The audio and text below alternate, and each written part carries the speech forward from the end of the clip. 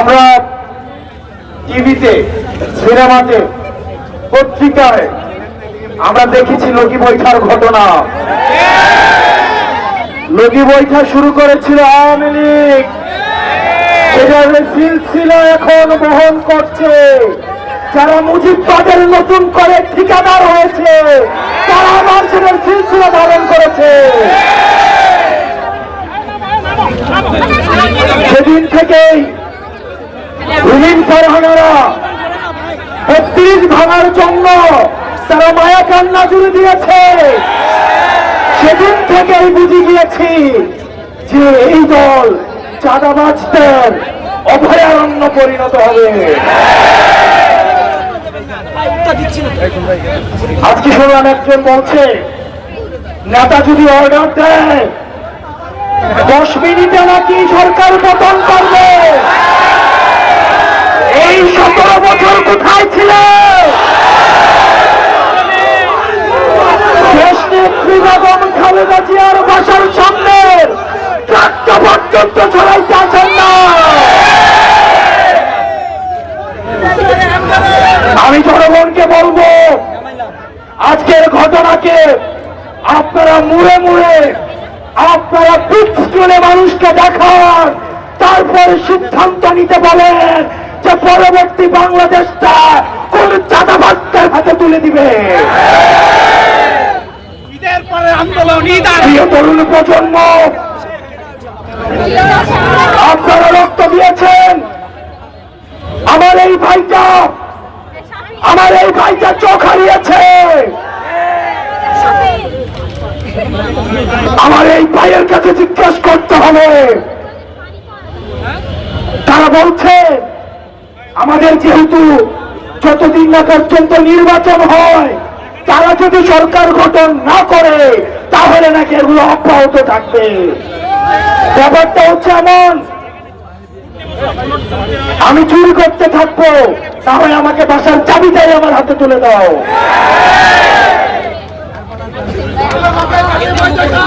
আপনারা জেল থেকে বেরোয় বলছিলেন মাসুম বাচ্চারা, আর আজকে আপনারা বড় বড় কথা বলেন। আজকে আপনারা মুজিববাদের ঠিকাদার হয়েছেন। আমরা দেখছি বিএনপির আরেকজন রয়েছে, জয় বাংলা স্লোগান দেয় ওনার প্রোগ্রামে। যদি বিএনপি করে জয় বাংলা স্লোগানই দেওয়া লাগে, তাহলে বিএনপি করার কি দরকার, আওয়ামী লীগ করা উচিত। এই পাটপাটদের জন্য বিএনপির ত্যাগী কর্মীরা আজকে বঞ্চিত, নির্যাতিত, নিপীড়িত। তারা এতদিন ধান খেত, ঘুমাতো, ঢাকায় এসে রিক্সা চালাতো। আমার বিএনপির ত্যাগী ভাইদেরকে, কর্মীদেরকে এই নেতারা, এই পাটপাটরা প্রতারিত করেছে, প্রতারিত করছে, প্রতারিত করবে। প্রিয় দেশবাসী, অনেক নেতা রয়েছে বিএনপি, আমরা বর্তমানে দেখছি তাদের গাড়িতে আওয়ামী লীগের সময় শুধু পতাকাটাই ছিল না, না হয় একজন মন্ত্রীর সকল সুযোগ সুবিধা তারা ভোগ করেছে। আমি চ্যালেঞ্জ দিয়ে বলছি, বিএনপির শীর্ষ নেতৃবৃন্দকে চ্যালেঞ্জ দিয়ে বলছি, প্রয়োজনে ফেস টু ফেস আমি ডিবেট করতে রাজি।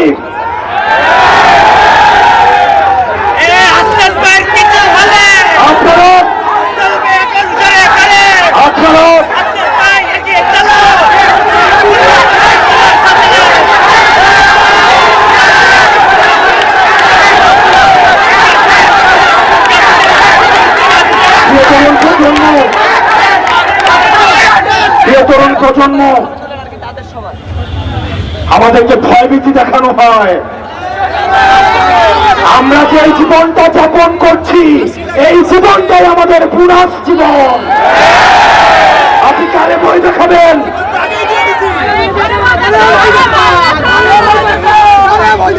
প্রিয় খুলনাবাসী, অনেক নেতাকে আমরা দেখেছি, এখন ব্যক্তিগতভাবে চিনি। এই 17 বছরে তাদের সম্পদ তো কমেই নাই, বরং তাদের ফ্ল্যাট বেড়েছে, তাদের সম্পদ বেড়েছে, তাদের ব্যাংক হয়েছে। পিঠে কর্মীরা রাস্তায় মার খেয়েছে, মামলা খেয়েছে, বাড়ি যেতে পারে নাই, সন্তানদের দেখতে পারে নাই। এই প্রতারণার রাজনীতির অবসান ঘটাতে হবে। আপনাদেরকে সিদ্ধান্ত নিতে হবে যে আপনারা কাদের হাতে দেশ তুলে দিবেন। আপনারা পাড়া মহল্লায়, আপনারা অলিতে গলিতে প্রজেক্টর দিয়ে আজকের যেভাবে নৃশংস কায়দায় এই চাঁদাবাজরা আজকে চেলানো হত্যা করেছে, সেই ভিডিও আপনারা মানুষকে দেখাবেন। প্রিয় তরুণ প্রজন্ম, আমাদের অনেক দায়িত্ব রয়েছে। আমি গতকাল বলেছিলাম আমাদের দেশের ভাগ্যাকাশে সংকট ঘনীভূত হচ্ছে। এই সংস্কার পিছিয়ে দিয়ে আমরা দেখেছি তারা আওয়ামী লীগ নিষিদ্ধে তো তারা বেজার হয়েছে। তারা সংস্কার চায় না, তারা বিচার চায় না, তারা আওয়ামী লীগ নিষিদ্ধ চায় না। তারা আপনারা চান কি? শুধু কি চান্দা চান? যদি চান্দা লাগে আমরা সবাই মিলে উঠাইয়া চান্দা দেই।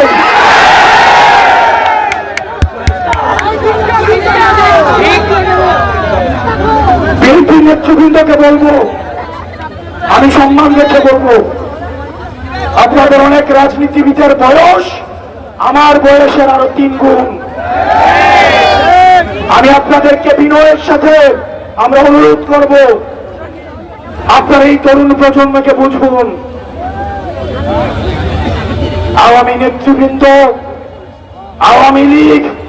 আওয়ামী লীগের চ্যাপ্টার ক্লোজ হয়েছে, কারণ তারা আমাদেরকে বুঝে নাই। এই তরুণ প্রজন্মের ভাষা বুঝে নাই। জনাব তারেক রহমানকে বলবো, যদি আপনি 80 বছর মানুষের দৃষ্টিতে বাংলাদেশকে দেখে, তাহলে আপনি ভুল করছেন। আপনার দলের তরুণরাও আপনার দলে বঞ্চিত। আপনার দলের তরুণদেরকেও কথা বলতে জায়গা দেওয়া হয় না। তারা আমাদের কাছে আসে, বলে তোমরা এগুলো নিয়ে কথা বলো।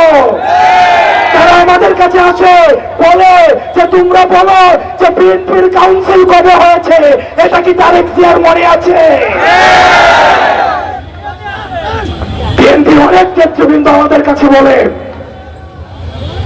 আমরা বলেছিলাম আমরা রাজনৈতিক খেলার নিয়ম পাল্টাবো, সাথে সাথে আমরা খেলাকেও পাল্টাবো। এই জ্যানজিকে আপনারা চিনেন না এখনো। এই জ্যানজিকে টাকা দিয়ে কিনা যায় না। এই জ্যানজিকে কোনো পয়সা দিয়ে কিনতে পারবেন না। এই জ্যানজিদের লুটপাটের ব্যাংকের দরকার না। এই জ্যানজির প্রয়োজন আছে শুধু মানুষের ভালোবাসা।